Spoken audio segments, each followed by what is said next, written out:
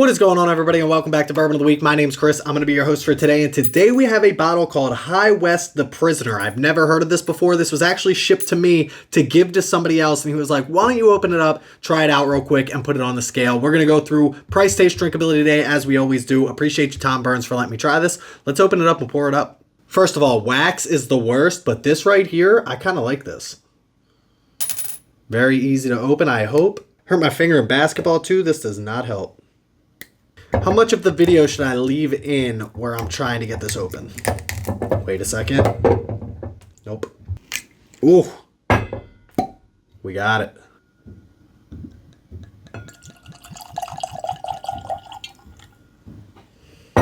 Should be enough. Well, after all that, everybody knows before we get started, time for the traditional sip. Cheers, y'all.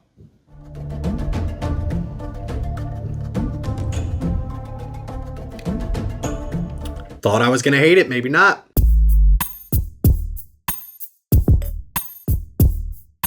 So truth be told, I didn't know anything about this bottle before. This is obviously coming out of High West. It is a blend of straight rye and straight bourbons. It is non-age stated, and it's coming in at 102 proof. The thing about this is it is finished in the Prisoner Shares wine. We're going to talk all about that during the Bourbon Bomb of the Week. But first, let's talk about drinkability on this. At 102 proof, how much of an ethanol kick do we actually get? I was going to let this sit out for a while because there's a controversy over whether the neck pour gives you any type of extra ethanol kick. I didn't let this sit out for very long. I had a couple of bets to check on, so I did check that on my computer. But this has only been out for about 5 minutes or so. This right here for ethanol is very good. Very easy to drink, but I expected that with the wine finish. At 102 proof, you could easily drink this if you were new to whiskey or anything like that. I don't think if you were brand new to whiskey, you would still want to stick with that 80 to 90 proof, but this seems like it'd be lower 90s if you had to ask me if I blinded this. We're going to keep drinking it though and let you know.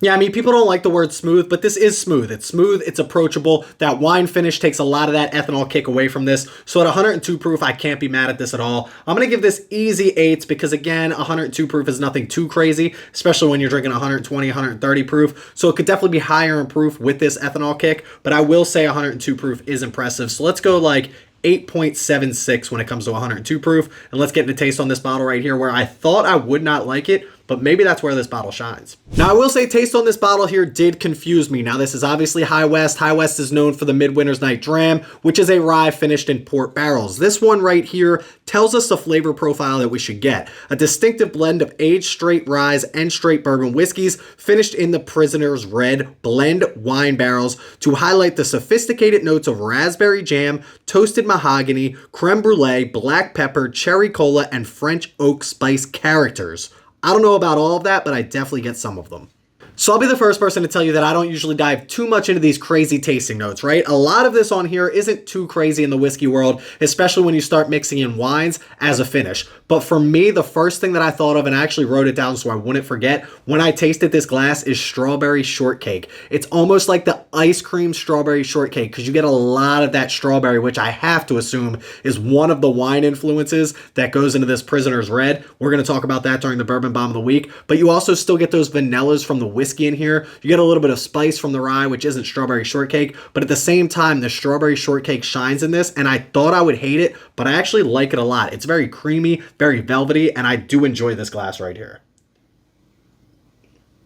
Now, I've been sitting here for the past 3 to 5 minutes trying to think of a whiskey that I enjoy more than this that is finished in wine barrels, and I can't really think of one. Now, the list isn't very long because I don't like this type of finish, but at the end of the day, High West does a very good job when it comes to blending. We know they have their own distillate out there. Maybe it'll be in some of their core products next year, but for right now, this is probably still sourced from Heaven Hill, maybe MGP, something like that, and then finished in these Prisoner Red wine barrels. That's all very interesting to me. This should not work for me, but all of the flavors profiles, the complexity on this seems to be working for my particular palate. Let's take one more sip, give you a few more tasting notes, and then give you a score.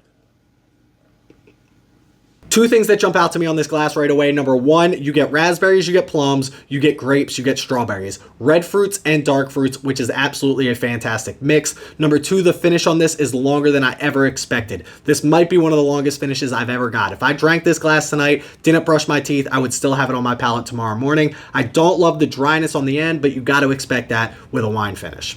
That being said, I'm still up in the air on taste on this, right? Expectation versus reality is throwing me all off. My expectation was I would not like this. The reality is I like it a lot. How much do I like it? Well, one more sip and I guess we'll find out. I don't have a lot left and I don't want to take a lot of this because it is not my bottle, but I will tell you this, taste on this is absolutely fantastic. I'm going to go like 9.46 when it comes to taste on this glass right here. But let's talk about price, where that's where we're back to struggling on this bottle. Now, if Frank August taught us anything, it's to be frank. And frankly, I didn't spend $175 on this bottle, but that's how much this bottle MSRP is for, $175. Now, would I spend $175 on this bottle? No, because I didn't know I would like it as much as I like it now. That being said, if somebody sent me a sample of this and I got to try it, and then I saw this on the shelf at $175, I'd probably pick it up. Number one, because I want the best whiskey that I've ever had finished in wine barrels on my shelf in case somebody comes over and is like, hey, I love a wine finish. I would love to have them try this. Number two, I think it's the best wine finish that I've ever had, so I would compare it to other wine finishes that I've had over the years of trying other wine finishes. That being said, $175 still seems just a tad bit high for me. Let's finish this off and we'll give it a score when it comes to price. Now, if this was a $50 or $60 bottle of whiskey, I might pour one more up going into our Bourbon Bomb of the Week, send Tom 20 bucks and a sample of something I have in my collection to thank him for allowing me to drink this. But at $175, we're going to pour up another High West because I'm not pouring any more of this. At $175, I think it's a little bit high for what I think it's worth. I'm going to go like a 7.92 when it comes to price on this. I think it's a little bit high. Listen, just because I can't pour this up doesn't mean we can't drink some other High West. We're going with Act 10. Hopefully we find Act 11 soon. Let's pour this up and talk about our Bourbon Bomb of the Week on this bottle, though, not this one.